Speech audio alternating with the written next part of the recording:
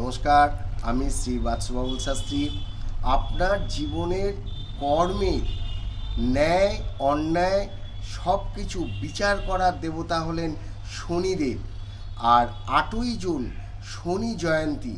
আপনারা এই দিন যাদের সাড়ে সাতি আছে, ঢাইয়া আছে, কিংবা কণ্টক শনির মধ্যে পড়ে আপনাদের জীবন অস্তব্যস্ত হয়ে পড়েছে, তো আপনারা এই দিন শনিদেবকে সর্ষের তেল অর্পণ করুন, তাকে একটি নীল মালা অর্পণ করুন এবং পুজো দিন।